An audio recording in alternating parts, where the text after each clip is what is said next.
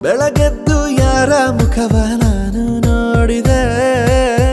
Social మీడియాలో సంవత్సరాలుగా జరుగుతున్న ట్రోలింగ్ కు ఇక ఫుల్ స్టాప్ పెట్టాలని హీరోయిన్ రష్మిక మందన నిర్ణయించుకున్నారు. తాజాగా వైరల్ అవుతున్న పాత ఆడియో క్లిప్ నేపథ్యంలో ఆమె ఇన్స్టాగ్రామ్ లో పెట్టిన స్ట్రాంగ్ పోస్ట్ సంచలనంగా మారింది.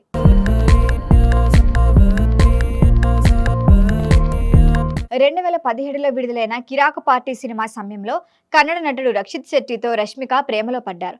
ఆ తర్వాత ఇద్దరు నిశ్చితార్థం చేసుకున్నారు. అయితే వ్యక్తిగత కారణాలతో 2018లో ఆ ఎంగేజ్మెంట్ రద్దయింది.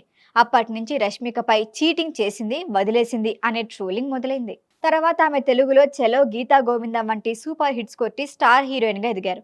అయితే ఆమె కన్నడ ఇండస్ట్రీని వదిలేశారంటూ విమర్శలు వచ్చాయి. తాను ఇండస్ట్రీని వదిలిపెట్టలేదని చెప్పినా ట్రోలింగ్ ఆగలేదు. కెరియర్లో భారీ విజయాలు సాధించిన ప్రతిసారి, ముఖ్యంగా పుష్ప, యానిమల్, చావా వంటి సినిమాల తర్వాత పాత కమెంట్లు, పాత వీడియోలు తిరిగి షేర్ చేస్తున్నారు కన్నడిగులు. అయితే ఇటీవల వ్యక్తిగత జీవితంపై వచ్చిన వార్తల నేపథ్యంలో కూడా ట్రోలింగ్ పెరిగింది. కన్నడ హీరోలను వదిలేసి తెలుగు హీరోతో సెటిల్ అయిందంటూ సోషల్ మీడియాలో విమర్శలు వెల్లువెత్తాయి. యూట్యూబ్ ట్రోల్ వీడియోలు, కామెంట్లు, మీమ్స్ తో ఆమె నిరంతరం టార్గెట్ చేశారు. ఇప్పుడు 2018లో జరిగినట్లుగా చెబుతున్న ఒక private phone call audio social మీడియాలో మళ్ళీ వైరల్ కావటం వివాదానికి కొత్త ఊపిరిచ్చింది. ఆ ఆడియోలో రష్మిక మరియు రక్షిత్ శెట్టి కుటుంబ సభ్యుల మధ్య సంభాషణ ఉన్నట్లుగా ప్రచారం ఉంది. అసలు విషయం ఏంటో స్పష్టంగా తెలియకపోయినా ఈ క్లిప్ ని ఆధారంగా చేసుకొని మరలా విమర్శలు మొదలయ్యాయి. దీనిపై రష్మిక తీవ్ర అసహనం వ్యక్తం చేశారు. గత 8 ఏళ్లుగా నా వ్యక్తిగత జీవితాన్ని లాగుతున్నారు. నేనెప్పుడూ మాట్లాడని మాటలతో కథనాలు అల్లుతున్నారు.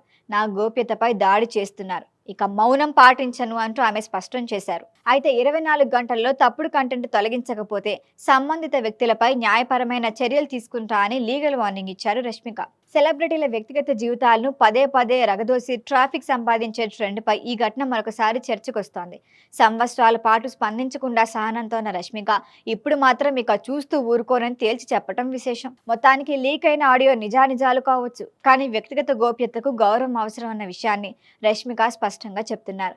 ఇప్పుడు ఆమె నిజంగానే లీగల్ స్టెప్స్ తీసుకుంటారా, లేక వివాదం ఇక్కడితో ఆగిపోతుందా అన్నది చూడాలి.